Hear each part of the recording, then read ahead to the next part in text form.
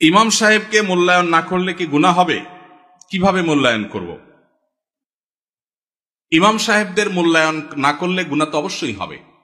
ইমাম সাহেবরা হলেন ওলামায়ে কেরাম, নবীদের ওয়ারিস।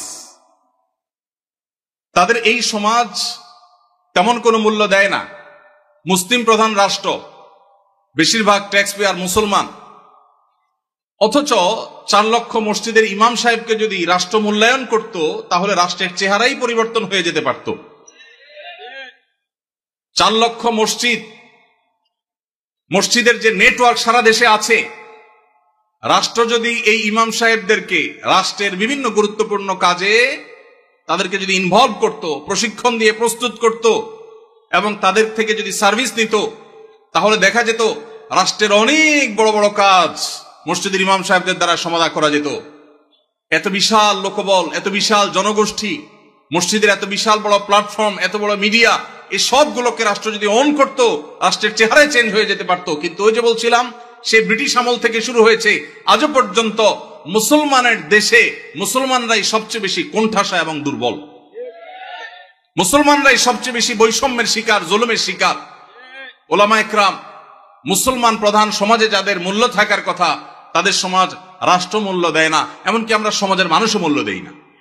ঠিক না বেঠিক? ইমাম সাহেবদের মূল্যায়ন কিভাবে করবেন? তাদের মূল্যায়ন করবেন, তাদেরকে সবচেয়ে বেশি সম্মান করবেন। কারণ নবী করিম সাল্লাল্লাহু আলাইহি ওয়াসাল্লাম বলেছেন, মাল্লাম ইউবাজ্জিল আলিমানা ফালাইসা মিন্না। যে ব্যক্তি আমার উম্মতের আলিমদেরকে সম্মান দেয় না, মর্যাদা দেয় না, ইজ্জত দেয় না, সে আমার উম্মত হতে পারে না। অতএব আপনার মসজিদের ইমাম সাহেব আপনার কাছে সম্মানিত হতে হবে। কমিটির লোক, মুসল্লি ভাইয়েরা, তাদেরকে চাকরের মতো আচরণ করতে পারবেন না। তাদেরকে শ্রদ্ধা করবেন, তারা নেতার মতো মর্যাদা দিবেন, তাদের সঠিক কথাগুলো বলার অধিকার দিবেন, সুযোগ দিবেন, তাদের মিম্বরে স্বাধীনভাবে কথা বলার সুযোগ দিবেন, তাদের গলা চিপে ধরতে কাউকে দিবেন না। ইমাম সাহেবরা তাদের সম্মানজনকভাবে চলার মতো বেতন দিবেন, সম্মানী দিবেন, থাকার ব্যবস্থা করবেন। কারণ তারা অন্য কোনো কাজে এঙ্গেজ হতে পারেন না, ইমামতি করতে গিয়ে তারা এখানে এঙ্গেজ থাকতে হয়। অতএব তাদের জীবনযাপন যেন সম্মানজনকভাবে হয়। পৃথিবীর অন্য যে কোনো মুসলমান দেশে, পৃথিবীর অন্য যে কোনো মুসলমান প্রধান দেশে মসজিদের ইমাম সাহেবরা আমার ক্ষুদ্র জ্ঞান অনুযায়ী বাংলাদেশের ইমাম সাহেবদের চাইতে ভালো অবস্থানে আছে অর্থনৈতিকভাবে।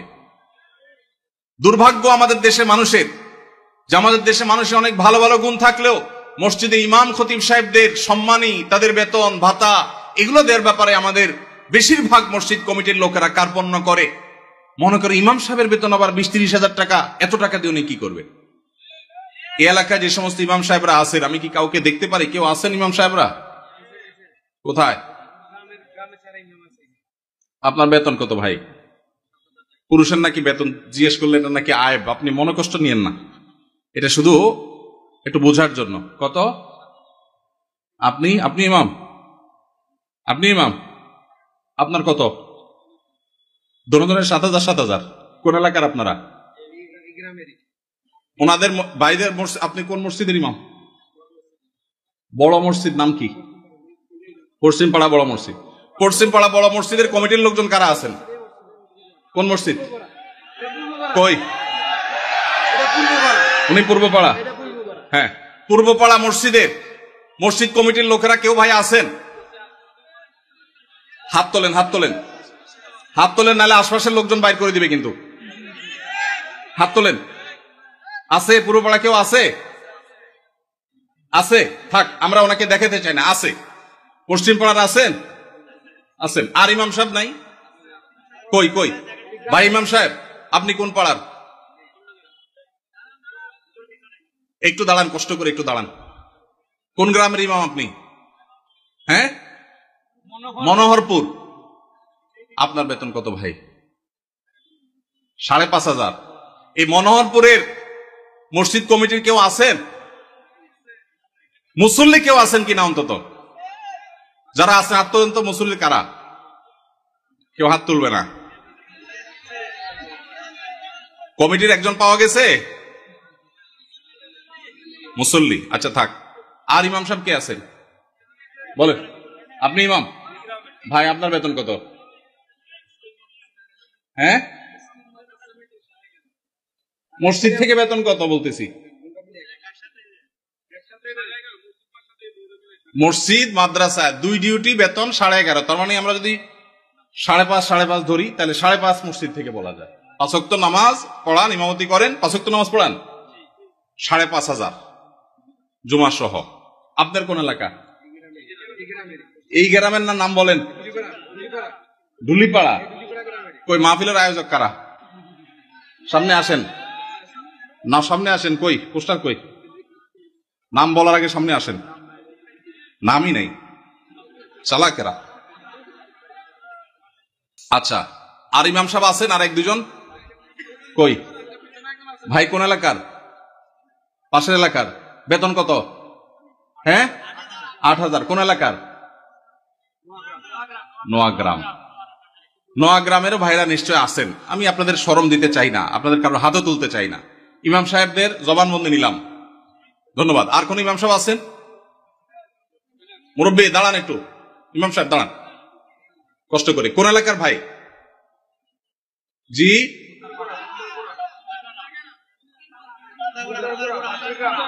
এতজন বললে কেমনে বুঝবো? খুন্দারপাড়া, খুন্দারগড়া। ওকে, আপনার পাশের গ্রাম। আপনার বেতন কত ভাই? 6,000। বসেন ভাইরে। প্রশ্ন প্রসঙ্গে চলে আসলো, এতজন ইমামের জবানবন্দি আমরা নিলাম, হয়তো খুঁজলে আরো 10-20 জন ইমাম পাওয়া যাবে। অনেকে হয়তো চক্ষু লজ্জায় হাতটা উঠাচ্ছেন না, বলছেন না। ভাইরা আমার, এটা আমাদের জন্য, বাংলাদেশের মানুষের জন্য লজ্জা, অনেক বড় লজ্জার বিষয়। পৃথিবীর অন্য যে কোনো দেশের সাথে আপনি যদি তুলনা করেন, শুধু সৌদি আরবের কথা যদি বলি, আমি 10 বছর সৌদি আরবে ছিলাম। আমাদের শেখ সাইফুল্লাহ মামুন ভাই দীর্ঘদিন সৌদি আরবে ছিলেন। সৌদি আরবের সকল মসজিদের ইমাম সাহেবরা ইমামতি করে যেই সম্মানই পান, সেটা এভারেজে 5 থেকে 7,000 সৌদি রিয়াল। পাশাপাশি বাসা, বিশাল বড় বাংলো, সাধারণ বাসা না, বিরাট এরিয়া নিয়ে বাংলো। এইটা হলো তাদের এক্সট্রা ডিউটি, এক্সট্রা ইনকাম প্রত্যেক ইমাম সাহেবের। এমনকি মক্কার মসজিদে হারামের ইমাম এবং মুয়াজ্জিন, মসজিদে নববীর ইমাম এবং মুয়াজ্জিন, সবাইরই এই পেশার বাইরে তাদের আরেকটা মূল পেশা আছে। যারা খুব বেশি শিক্ষিত তারা বিশ্ববিদ্যালয় শিক্ষক।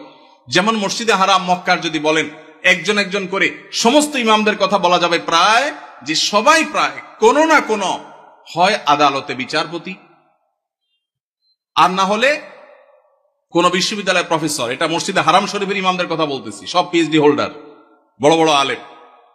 হয় জাজ, জাস্টিস, অথবা বিশ্ববিদ্যালয় শিক্ষক। হারাম শরীফের একজন মুয়াজ্জিন, 2 জন মুয়াজ্জিনের অফিসে আমি গিয়ে সাক্ষাৎ করেছি। আপনিও ছিলেন সাথে, শেখও ছিলেন সাথে। এক বাংলাদেশি ওই মুয়াজ্জিন সাহেব, হারাম শরীফের মুয়াজ্জিন, ওনার খেদমত করে। আমাকে বলে যে, আমরা হোটেলে ছিলাম, বলো যে ভাই আমি তো হারামের মুয়াজ্জিনের খেদমত করি, ওনার অফিসে চাকরি করি, টি বয়, বাংলাদেশি ভাই। বলে যে ওনাকে বলছি যে আমার দেশে এক হুজুর আসছে, ওমরা করতে, দেখা করতে যাবেন কেন? হারাম শরীফের মুয়াজ্জিনের সাথে দেখা করাও তো সৌভাগ্যের বিষয়, চলেন যাই। গেলাম, যায় দেখি একটা কোর্টে উনি একটা সাধারণ একটা ডেস্কে চাকরি করেন, হারামের মুয়াজ্জিন। আমরা যদি বাইতুল মুকাররমের মুয়াজ্জিন হইতাম তো আমাদের ঠেলায় তো মানুষই টিকতো না, আবার চাকরি করা। হারামের মুয়াজ্জিন, যে বেতন, যে প্রটোকল, যে সম্মান, আবার চাকরি করা লাগে, কিন্তু করতেন। পাড়া মহল্লার যে সমস্ত মসজিদের ইমামরা, মুয়াজ্জিনরা, তারা সবাই হয় পুলিশে চাকরি করে, আর না হলে কোন স্কুলে তারা শিক্ষকতা করেন। বেশিরভাগ এই 2 ক্যাটাগরিতেই থাকেন। আমি সৌদিতে যে বাসায় ছিলাম, আমার বাসার পাশের মসজিদ, যে মসজিদে 5 ওয়াক্ত নামাজ আমি জামাতে পড়ার সুযোগ পেতাম, সেই মসজিদের ইমাম সাহেব, তিনি বিরাট বড় শিল্পপতি, অনেক ব্যবসা প্রতিষ্ঠান তার, অনেকগুলো বড় বড় চেইন সব super market, Dahiya super market নাম, বিরাট নাম করা দাম্মাম।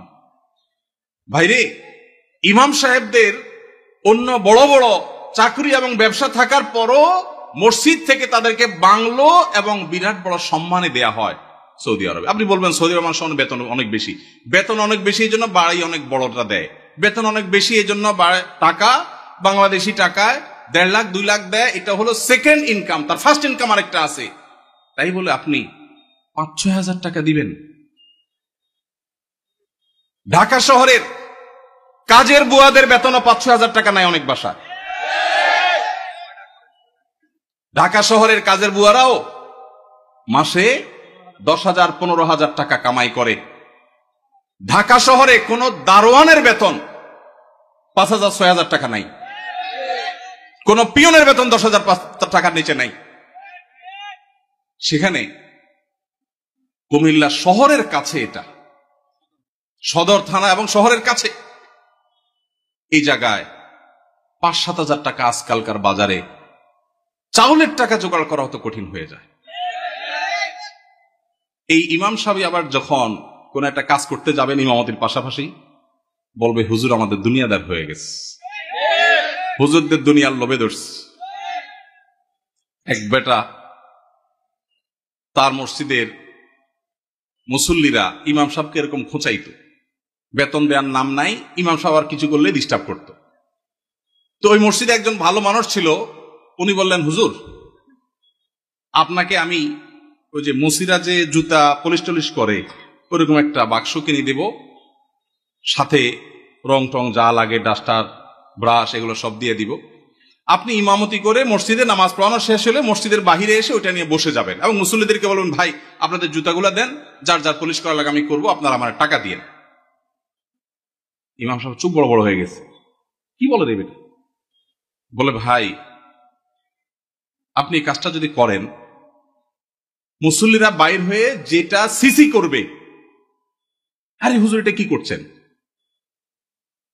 তো ওইটাকে বলেন যে, ভাই এই জুতা যদি আমার কাছে দিতে আপনার লজ্জা বোধ হয়, আপনার কাছে যদি অপমান বোধ হয়, তাহলে জুতা আমার কাছে নিয়ে আপনার নিজের গালে নিজে মারা উচিত।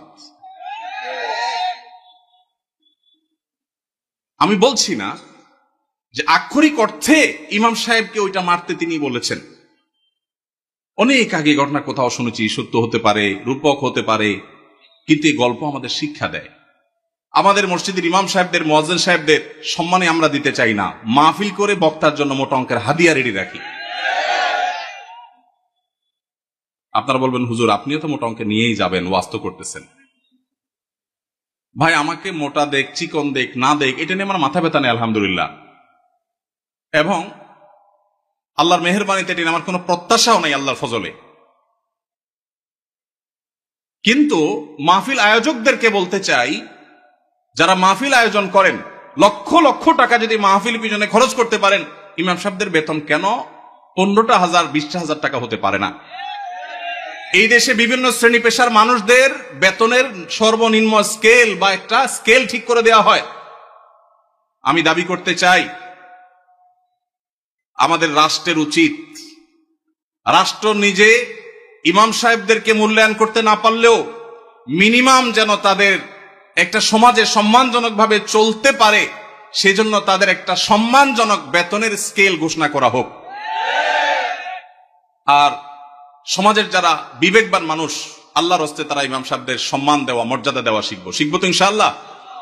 আপনারা এলাকার মানুষ যারা আছেন, প্রশ্ন প্রসঙ্গে হয়তো আপনাদের ইমাম সাহেবদের বেতনগুলো আমরা জানতে পারলাম, আপনারা মনে কষ্ট নেবেন না, আপনাদেরকে ছোট করা আমার উদ্দেশ্য না। আমার উদ্দেশ্য হলো আমাদের বিবেকগুলোকে জাগ্রত করা। কোন মসজিদ কমিটির লোকজন যদি এখানে থাকেন, তাহলে আমি আপনাদেরকে বলবো, এমনকি মুসল্লি ভাইরা যারা আছেন তাদেরকে বলবো, মসজিদে গিয়ে এটা নিয়ে দাবি তুলবেন, ইমাম সাহেবের সম্মানজনক বেতন নিশ্চিত করতে হবে ইনশাআল্লাহ।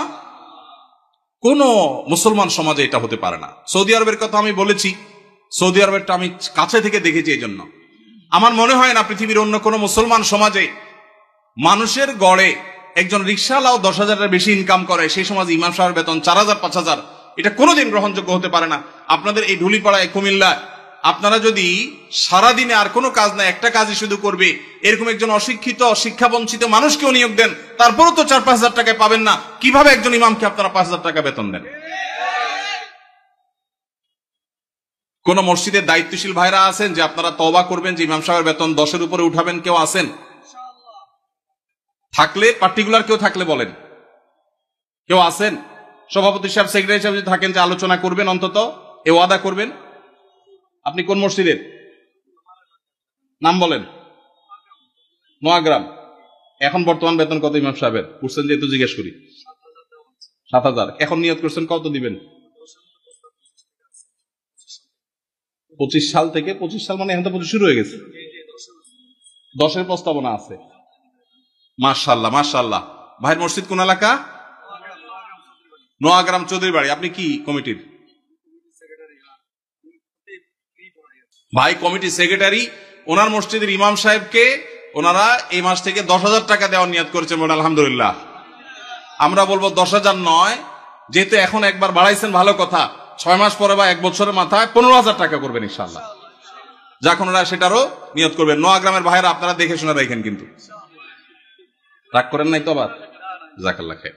আর কোন কমিটির ভাইরা আছেন যে নিয়ত করবেন, নিয়ত চেঞ্জ করবেন? বলেন দেখি, বলেন। আজকে ভিন্ন কালেকশন হোক, বউ কালেকশন তো করলাম।